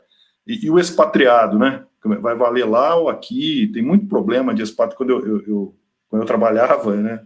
Antes de eu virar professor, eu trabalhava, né? Todo mundo sabe disso. Então, eu trabalhava em empresa e a gente tinha expatriados, né? E não raramente a gente tinha problema com expatriado. Porque o sujeito saía, ia trabalhar no outro país, para a empresa, e lá ele separava da esposa, tomava um processo lá, e aí vinha, e pá. Era muito complicado. Muito complicado. Então, nós tínhamos um time de advogado que vivia enrolado com isso. Então, só para encerrar, porque o Milani disse, ele não escreveu ainda, mas eu estou esperando ele escrever no chat aí, fica quieto, termina logo, enfim, então, antes que ele escreva, né, eu digo o seguinte, na minha visão,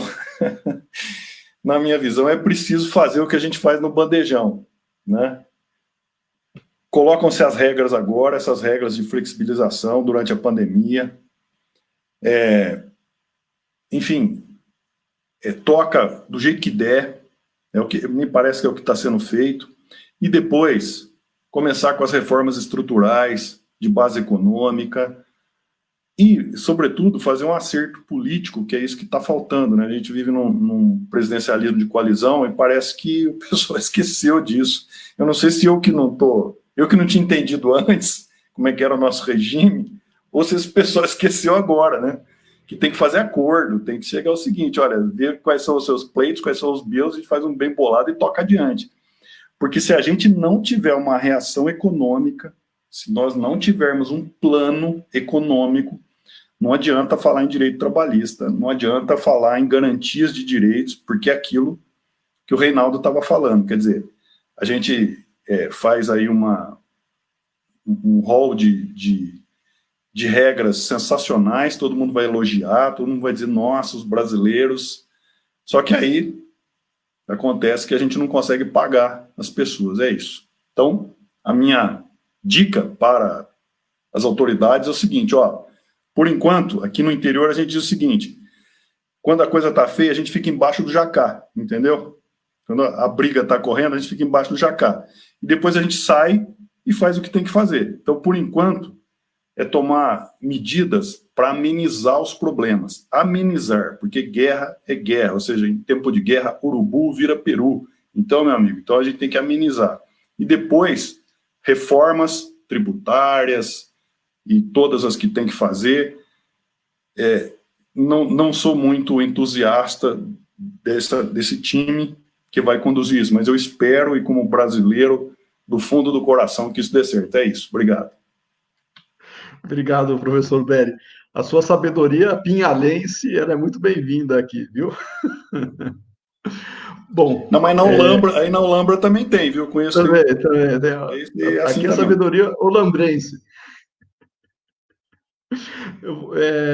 Vou convidar agora o professor Reinaldo para que ele faça suas considerações finais, mas que toque naquele assunto ainda, né, que nós desenvolvemos um pouquinho, não dá para desenvolver muito, mas a sua visão, professor Reinaldo, também desse aspecto crítico, né, do foco de atuação e do momento pós-pandemia, qual que seria o seu comentário, né, para todos os nossos amigos que estão nos ouvindo aqui, ansiosos por ter algum tipo de vislumbre, né, sobre a sua perspectiva. Eu vou, Milani, dar um ponto um pouco diferente, vou destoar um pouco da ideia da economia, né, porque nós já sabemos que nós não temos uma resposta para isso. Eu vou dizer o seguinte, o pós-pandemia vai nos trazer um problema para ser pensado já, para a gente minimizá-lo, talvez evitá-lo, que é o problema da saúde daqueles que estão trabalhando em home office. Aproveitando a pergunta do Kiko ali, vamos todo mundo para o home office, está uma delícia o home office. Aliás, eu agradeço a pandemia, porque se não tivesse ela, eu não estaria participando desse evento com vocês, jamais estaria assim.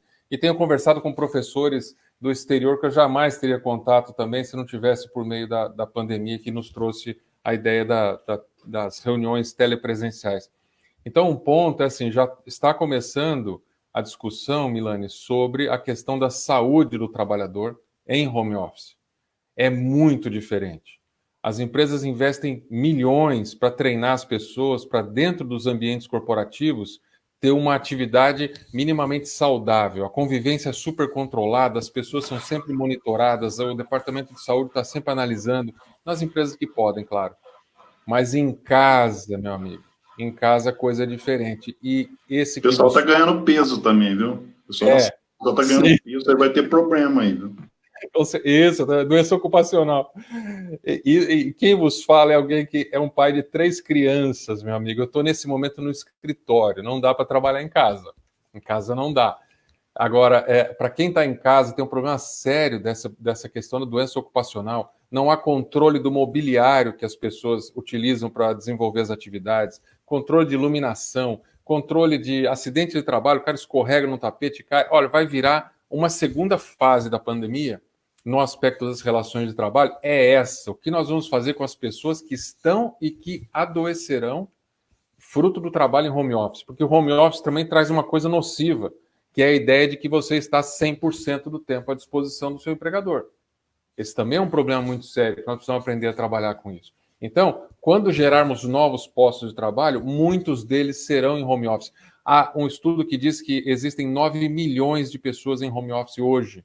Pessoas que não trabalhavam em home office antes, estão em home office hoje, e muitos não vão voltar ao ambiente normal corporativo. Essas pessoas precisam ser cuidadas, principalmente as mulheres, hein?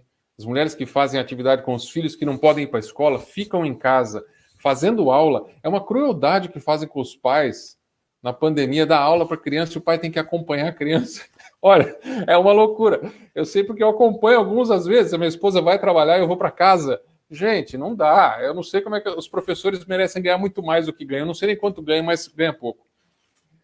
E uma última coisa que eu queria falar, a última coisa que eu queria falar é deixar por uma reflexão. Não é esse ponto, Milani, mas me ocorreu, eu não posso deixar passar. Talvez até um próximo encontro nosso. Olha só, se o trabalhador do Uber ganhasse 15 mil reais por mês ou 20 mil reais por mês, sem nenhuma garantia, nós estaríamos preocupados com ele hoje?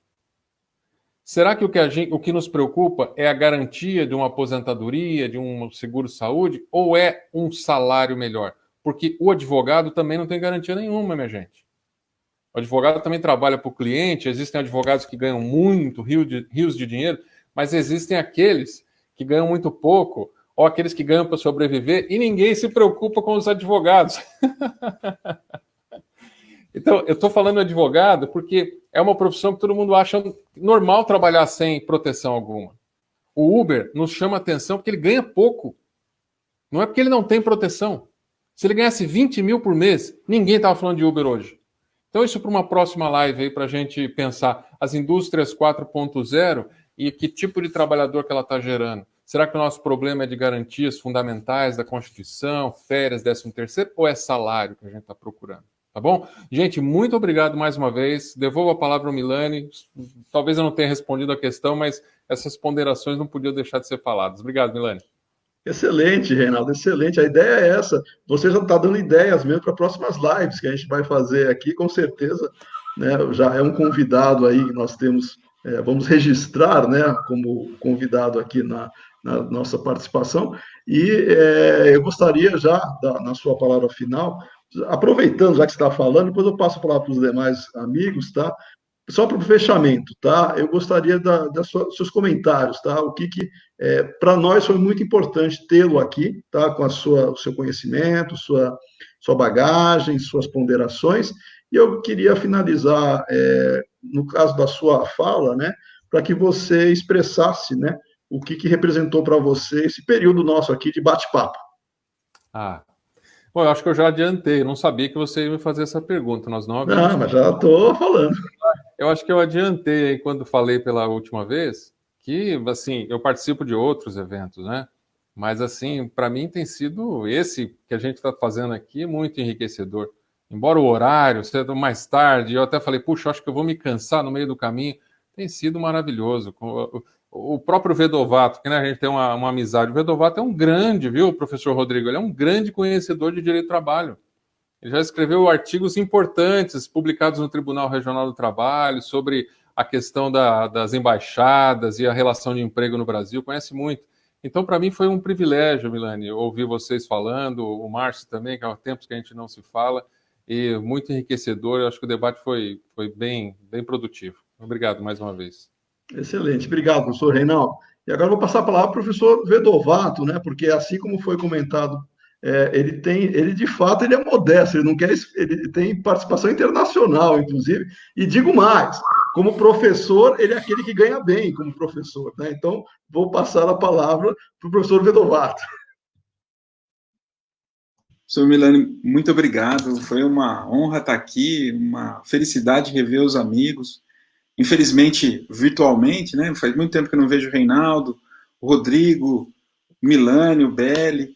Fico muito feliz de reencontrá-los nesse momento de debate tão importante para o país, talvez para o planeta todo, né? Que a gente está enfrentando essa situação.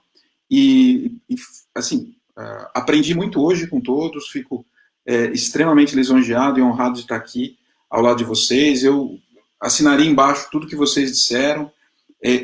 Se eu pudesse colocar as minhas palavras finais aqui, eu diria que o caminho passa pelo que o professor Belli falou, passa pelo que o professor Reinaldo disse, o professor Milani, o professor Rodrigo.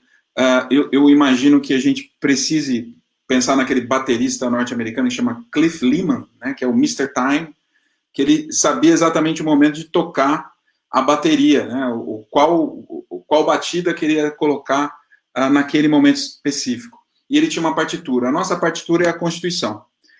Se a gente precisa fazer reforma, a gente precisa seguir as regras funcionais, se a gente precisa fazer alguma alteração em lei, a gente precisa seguir as regras funcionais. É esse o nosso Mr. Time. Se a gente fizer isso, a gente vai escutar o blues e o jazz que o Cliff Leeman tocava. Se a gente não fizer isso, vai sair aí aquilo que tem saído nos últimos tempos e pode ser bastante complicado.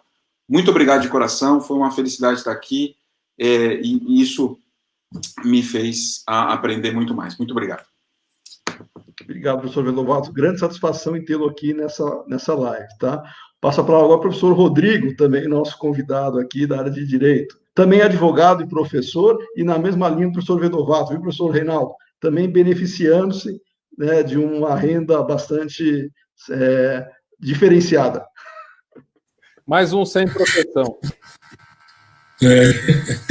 Eu acho que faltou falar dos contadores, né? Eu acho que o contador também tem uma renda muito acima. Bom, brincadeira à parte, Milani, Belli, Reinaldo, Vedovato, agradeço demais a participação, o convite do PGA, né?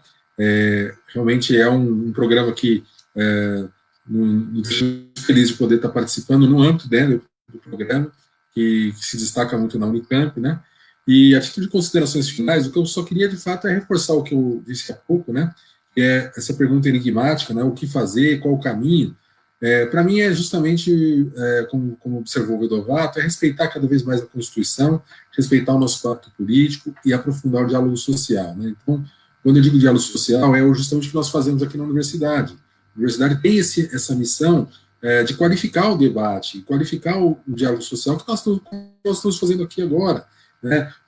Tentando trazer opiniões das mais diversas, pontos de vista diferentes, para que a gente não fique nessa disputa fratricida, né?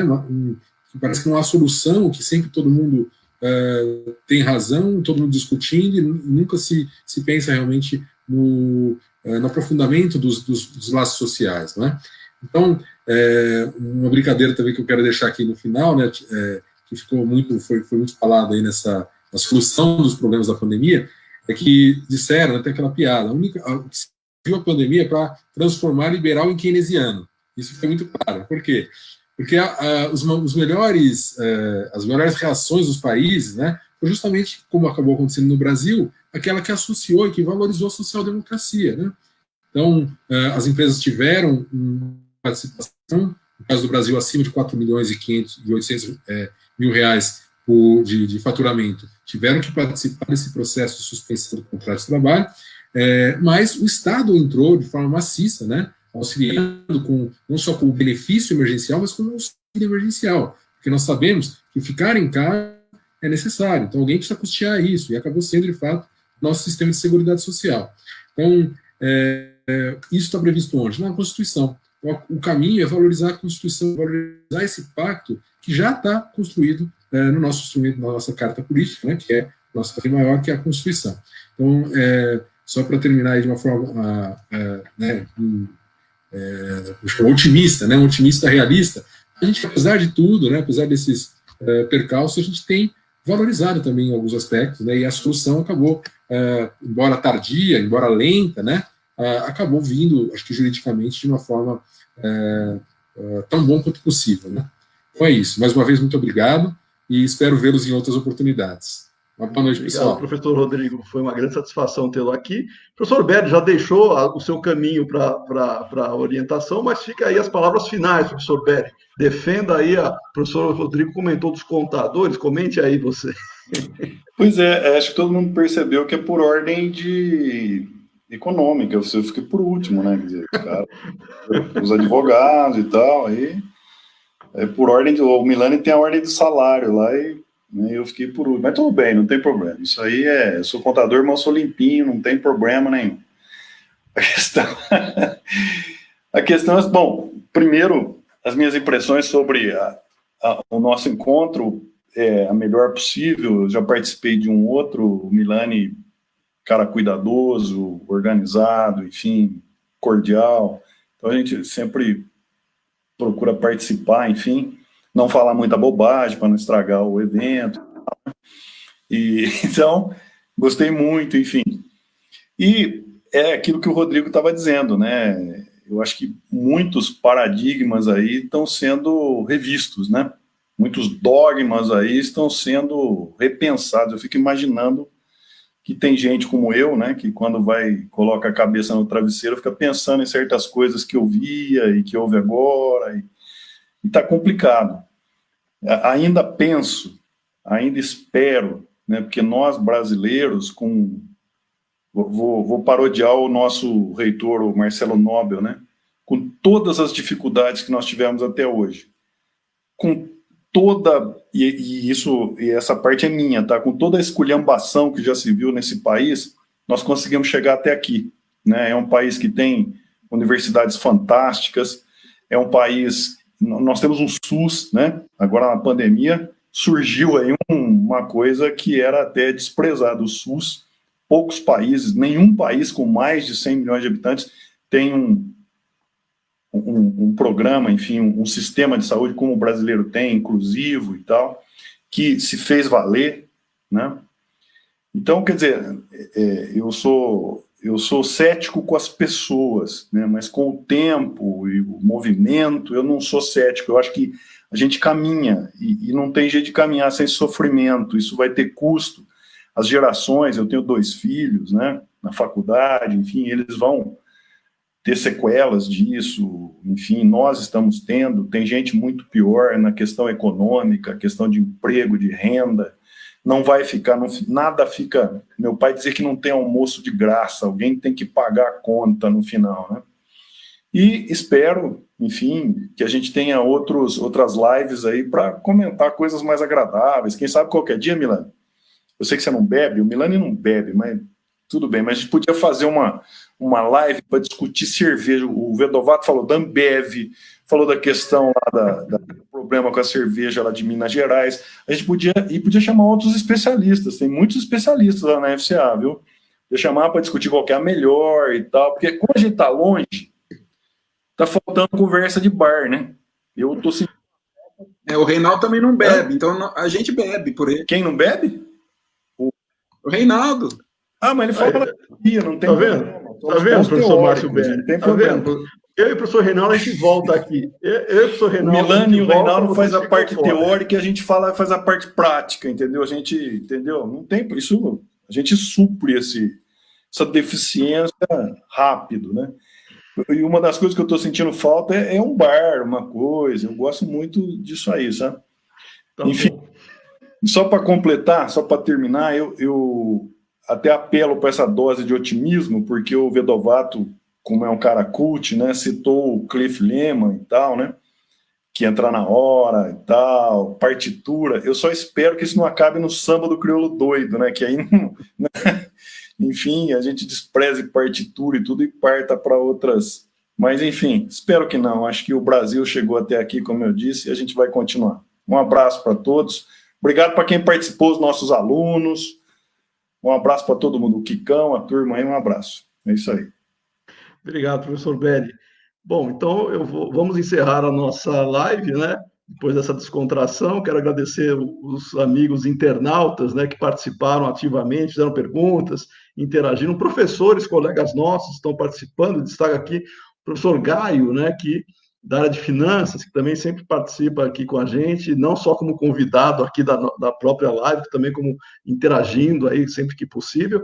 E eu deixo o convite, né, para os nossos amigos acompanharem sempre os nossos canais de comunicação, Facebook, né, a página da FCA, da Unicamp, com os próximos eventos que nós vamos fazer.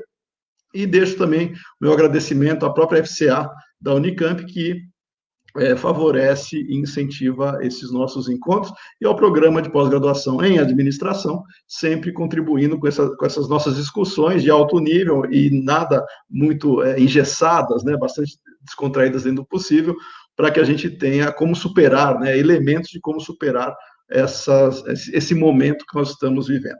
Um grande abraço para todos, né, e até a próxima oportunidade.